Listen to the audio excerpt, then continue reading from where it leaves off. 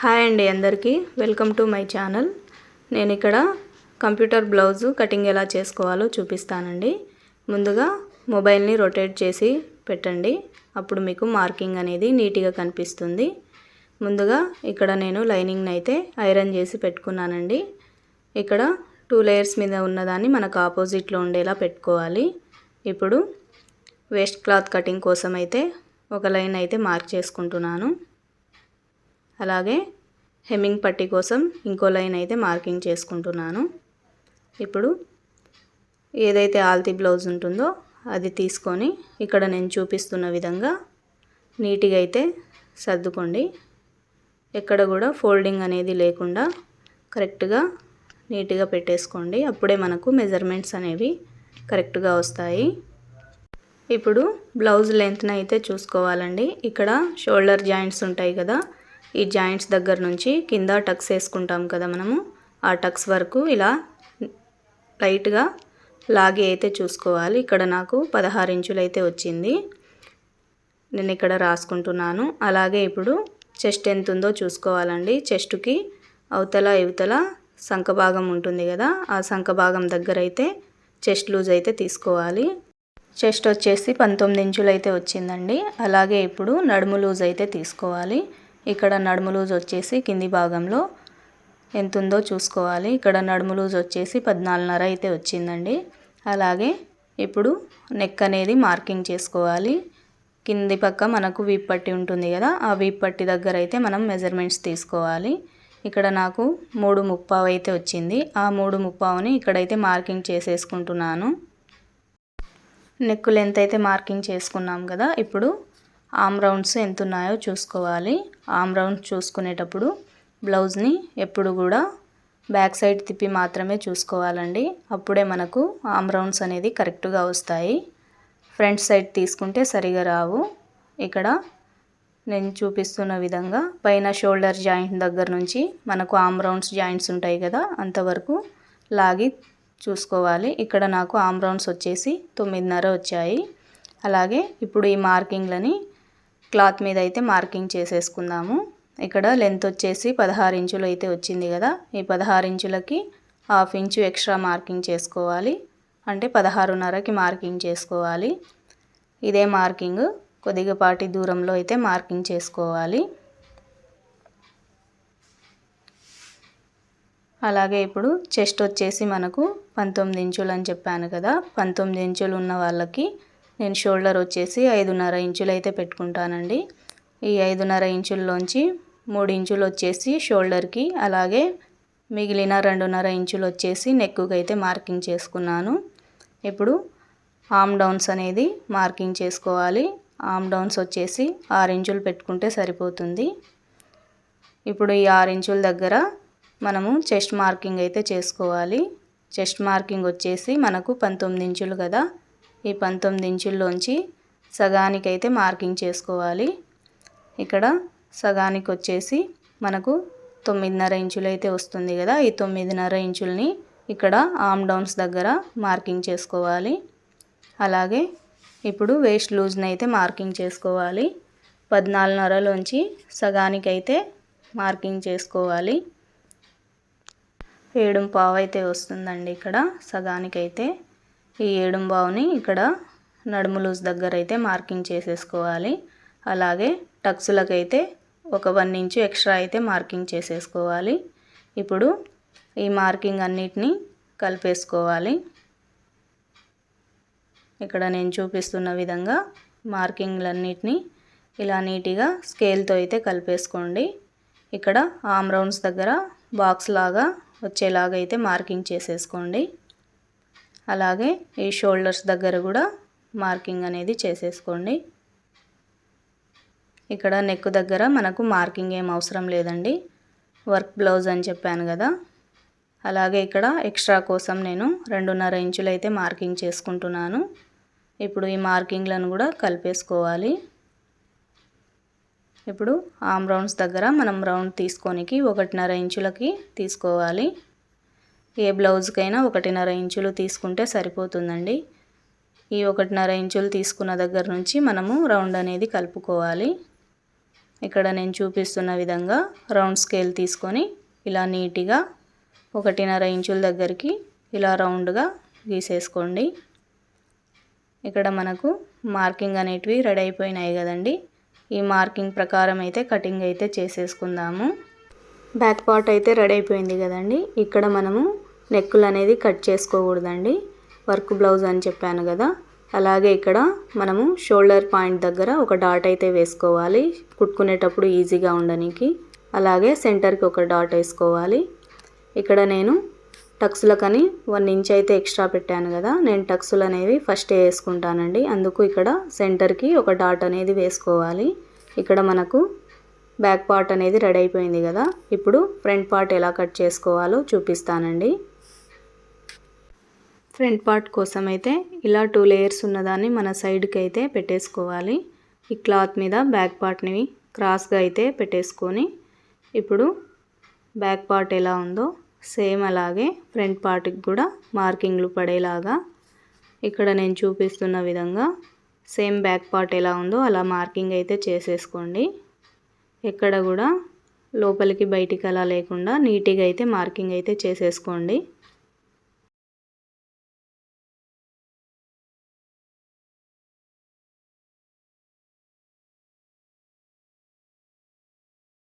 ఇప్పుడు ఆల్తీ బ్లౌజ్ని తీసుకొని ఫ్రంట్ నెక్ కోసం పైన షోల్డర్ దగ్గర ఒక 1/2 ఇంచు గ్యాప్ వదిలేసి కిందికి ఇక్కడ నేను చూపిస్తున్న విధంగా పైన 1/2 ఇంచు కుట్లకు వదులుకొని కింద నీట్గా ఇలా పరుచుకుంటూ నెక్కునైతే మార్కింగ్ చేసేసుకోవాలి. అలాగే కింది సైడు మనము క్రాస్ పట్టీ కోసం అయితే సెకండ్ హుక్స్ ఉంటుంది కదా మనకు, అక్కడికి మార్కింగ్ అయితే చేసేసుకోవాలి. ఇప్పుడు ఆల్తీ బ్లౌజ్ని తీసేసి మనము క్రాస్ పట్టీ కోసం అయితే ఫ్రంట్ భాగంలో తీసుకుంటాం కదా. ఇక్కడ నేను చెస్ట్ పాయింట్ దగ్గర అయితే 2 ఇంచులకైతే మార్కింగ్ చేసుకుంటున్నాను. అలాగే మనము బ్లౌజ్ సైడ్ జాయింట్స్ దగ్గర 2.5 ఇంచులకైతే మార్కింగ్ చేసుకుంటున్నాను. ఇక్కడ చెస్ట్ పాయింట్ దగ్గర మార్కింగ్ చేసుకున్నాను కదా, అదే మార్కింగ్ కింద సైడ్ పడేలాగా ఇలా క్లాత్ని ఫోల్డ్ చేసి అయితే మార్కింగ్ చేసుకోవాలి. ఇప్పుడు ఈ మార్కింగ్ ప్రకారం అయితే నీట్గా కటింగ్ అయితే చేసేసుకోవాలి.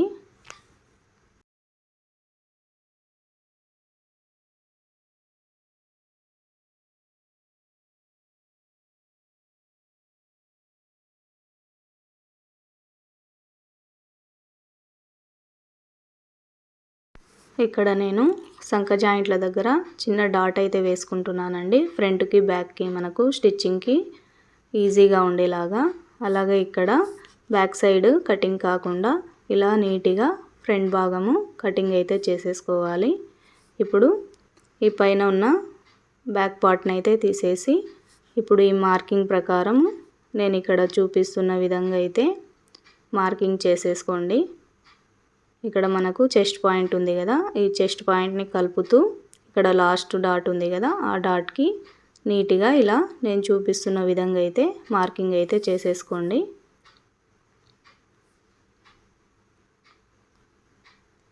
ఇప్పుడు ఈ మార్కింగ్ని కటింగ్ అయితే చేసేసుకోవాలి.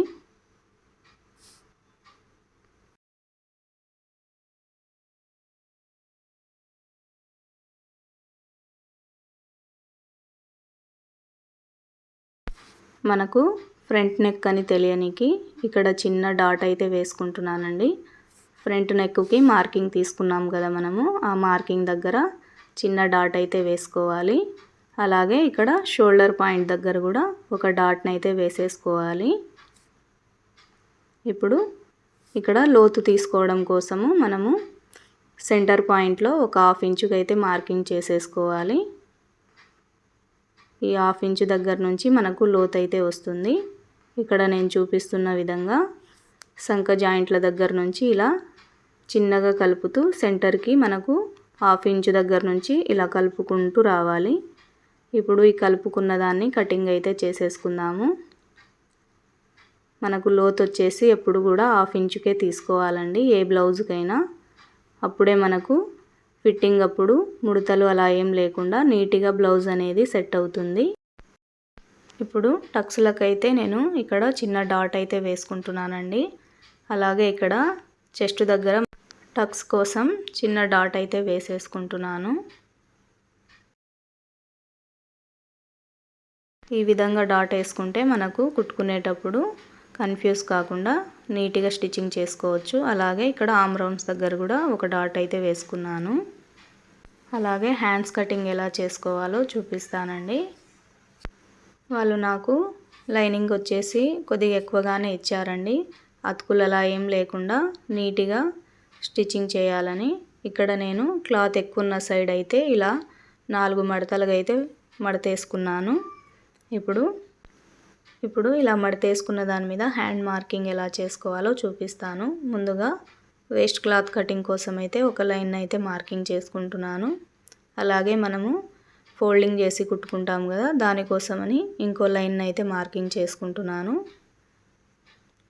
ఇప్పుడు ఆల్తీ బ్లౌజ్ ఉంటుంది కదా, ఆల్తీ బ్లౌజ్ తీసుకొని మనము షోల్డర్ జాయింట్స్ దగ్గర నుంచి ఇక్కడ హ్యాండ్స్ కింది భాగం వరకు అయితే లెంత్ని తీసుకోవాలి. ఇక్కడ నాకు 7.5 అయితే వచ్చింది. అలాగే లూజ్ని కూడా ఇలానే తీసుకోవాలి. లూజ్ వచ్చేసి నాకు 6 అయితే వచ్చింది.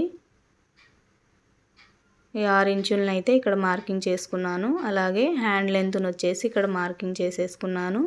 వచ్చిన దానికన్నా ఒక 1/2 ఇంచ్ అయితే ఎక్స్ట్రాగా మార్కింగ్ చేసుకుంటున్నాను, మనకు జాయింట్ల కోసం కావాలి కాబట్టి. అలాగే ఇక్కడ సంక డౌన్ వచ్చేసి నేను 3 ఇంచులకి అయితే మార్కింగ్ చేసుకున్నాను. ఇప్పుడు ఈ సంక డౌన్ దగ్గర మనము స్ట్రైట్గా ఒక లైన్ అయితే మార్క్ చేసుకుందాము. మనకు ఆర్మ్ రౌండ్స్కి నీట్గా వస్తుంది. ఇప్పుడు ఈ లైన్ దగ్గర ఆర్మ్ రౌండ్స్ని ఎలా తీసుకోవాలో చూపిస్తాను. ఇక్కడ మనకు హ్యాండ్ లెంత్ ఉంది కదా, ఈ హ్యాండ్ లెంత్ దగ్గర నుంచి మన ఆర్మ్ రౌండ్స్ ఎంత ఉంటే అంతకి ఇక్కడ క్రాస్గా పెట్టి ఇలా మార్కింగ్ అయితే చేసేసుకోవాలి. ఇప్పుడు ఈ మార్కింగ్లని కలిపేసుకుందాము. అలాగే మనము బ్యాక్ సైడ్కి ఫ్రంట్కి 2.5 ఇంచులు అయితే ఎక్స్ట్రా మార్కింగ్ చేసుకున్నాం కదా, ఆ 2.5 ఇంచులు అనేది ఇక్కడ కూడా హ్యాండ్ లెంత్ దగ్గర కూడా మార్కింగ్ అయితే చేసేసుకోవాలి. ఇప్పుడు ఇక్కడ నేను చూపిస్తున్న విధంగా మనకు హ్యాండ్ షేప్ వచ్చేలాగా ఇలా నీట్గా చుక్కల ద్వారా అయితే ఇలా మనకు షేప్ వచ్చేలాగా అయితే కలిపేసుకోవాలి. ఇక్కడ నేను చూపిస్తున్న విధంగా కలిపేసుకుంటే మనకు హ్యాండ్ షేప్ అనేది నీట్గా వచ్చేస్తుంది. ఇప్పుడు హ్యాండ్ కటింగ్ అయితే అయిపోయింది కదా, ఇక్కడ మనకు వేస్ట్గా ఉన్న దాన్ని కూడా కటింగ్ అయితే చేసుకోవాలి. అలాగే ఇక్కడ మనము ఫోల్డింగ్ చేసి కుట్టే దగ్గర ఒక డాట్ అయితే వేసుకోవాలి. అలాగే సంక దగ్గర కూడా ఒక డాట్ని అయితే వేసుకోవాలి. సెంటర్లో కూడా ఒక డాట్ని అయితే వేసేసుకోవాలి. ఇప్పుడు హ్యాండ్స్కి లోతు భాగం ఎలా తీసుకోవాలో చూపిస్తాను.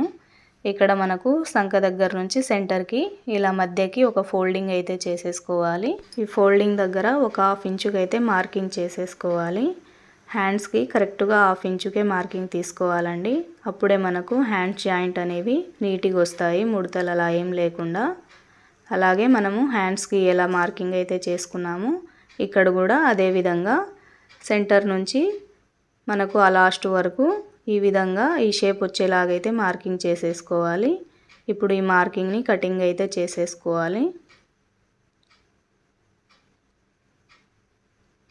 ఇక్కడ మనకు ఫ్రంట్ సైడ్ అని తెలియనికి ఇక్కడ ఒక డాట్ అయితే వేసుకుంటున్నాను. మనం స్టిచ్చింగ్ చేసుకునేటప్పుడు ఈజీగా ఉండడానికి. మనము డబల్ ఫోల్డింగ్ మీద పెడితే ఆ షేప్ వచ్చేలాగా చూసుకోవాలి. ఇప్పుడు క్రాస్ పట్టీలు ఎలా కట్ చేసుకోవాలో చూపిస్తాను.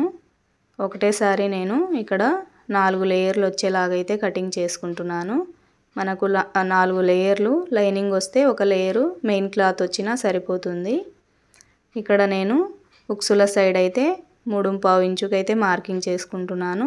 అలాగే చెస్ట్ పాయింట్ దగ్గర 2.35కి అయితే మార్కింగ్ చేసుకుంటున్నానండి. అలాగే ఇక్కడ మనము క్రాస్ పట్టీ లెంత్ అయితే ఇక్కడ నేను చూపిస్తున్న విధంగా ఈ విధంగా చూసుకుంటే మీకు క్రాస్ పట్టీ లెంత్ అనేది కరెక్ట్గా వస్తుంది.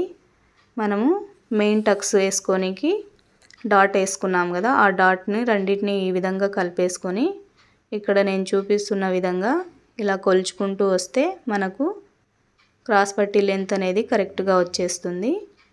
ఇక్కడ ఒక మార్కింగ్ చేసేసుకొని ఈ మార్కింగ్ దగ్గర కూడా సేమ్ మనము ఉక్సుల సైడ్ ఎంతైతే మార్కింగ్ చేసుకున్నామో అలాగే ఇక్కడ సైడ్ జాయింట్స్ దగ్గర కూడా 3:15కి అయితే మార్కింగ్ చేసేసుకోవాలి.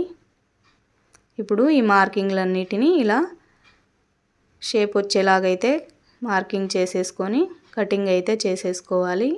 ఈ విధంగా అయితే షేప్ రావాలండి. ఇప్పుడు ఈ మార్కింగ్ని కటింగ్ చేసేసుకుందాము.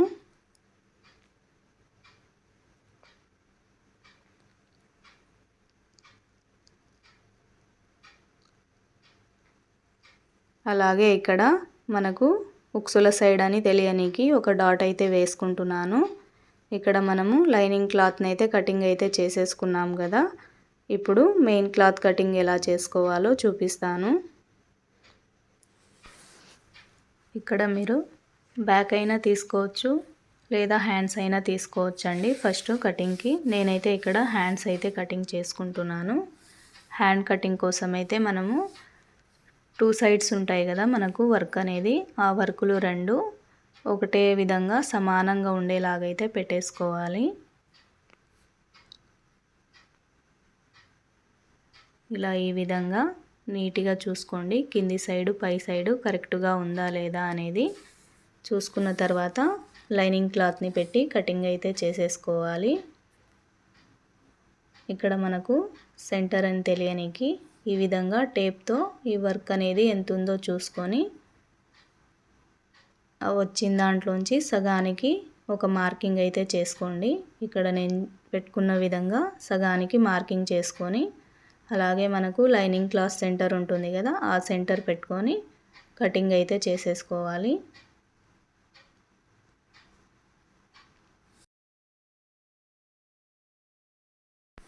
హ్యాండ్ అయితే కటింగ్ అయిపోయింది కదండి. ఇప్పుడు బ్యాక్ పార్ట్ని అయితే కటింగ్ అయితే చేసేసుకుందాము. బ్యాక్ పార్ట్ కటింగ్ కోసం అయితే ఇక్కడ మనకు వర్క్ వచ్చిన సైడ్ అయితే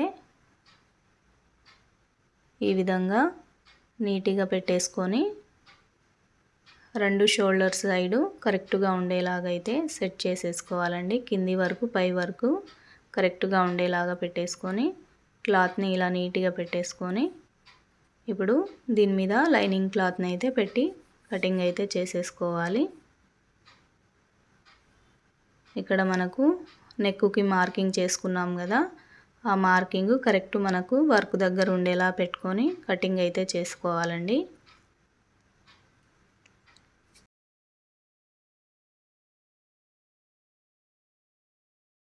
ఇక్కడ మనకు మెయిన్ క్లాత్ 1/2 ఇంచు ఎక్స్ట్రా ఉండేలాగానే కటింగ్ అయితే చేసేసుకోండి.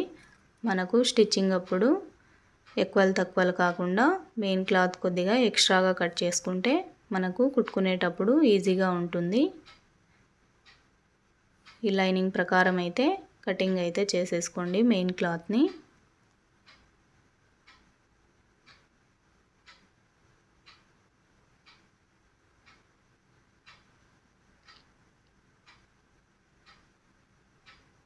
అలాగే ఇక్కడ మెయిన్ క్లాత్కి సెంటర్కి ఒక డాట్ అయితే వేసుకోండి, మనకు కుట్టుకునేటప్పుడు ఈజీగా ఉంటుంది. ఇప్పుడు ఫ్రంట్ పార్ట్ కటింగ్ ఎలా చేసుకోవాలో చూపిస్తాను. ఇక్కడ మనము బ్యాక్కి కానీ ఫ్రంట్కి కానీ నెక్కులు అయితే కట్ చేసుకోకూడదండి. ఫ్రంట్కి బ్యాక్కి నెక్కులు అయితే కటింగ్ అయితే చేసుకోకూడదు. లైనింగ్ ఎలా చేసుకున్నామో ఫ్రంట్ పార్ట్ కూడా అలానే చేసుకోవాలి.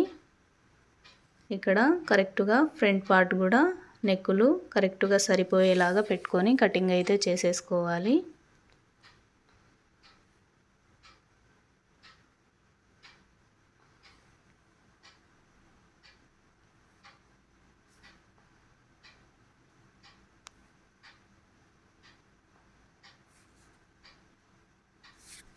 ఫ్రంట్ పార్ట్ని అయితే కటింగ్ చేసుకున్నాము కదండి. ఇక్కడ నాకు క్రాస్ పట్టీలకైతే ఈ పీస్ అయితే సరిపోతుంది. ఇప్పుడు లైనింగ్ క్లాత్ని పెట్టి కటింగ్ అయితే చేసేసుకోవాలి. మెయిన్ క్లాత్ 2 లేయర్స్ అయితే సరిపోతుందండి, ఎందుకంటే లైనింగ్ క్లాత్లో 4 పీసులు తీసుకున్నాం కాబట్టి మనకు 3 పీసెస్ సరిపోతాయి. అలాగే మీకు ఈ వీడియో నచ్చినట్లయితే లైక్ చేయండి, షేర్ చేయండి, మన ఛానల్ని సబ్స్క్రైబ్ చేసుకోండి. Thank you for watching. Bye bye.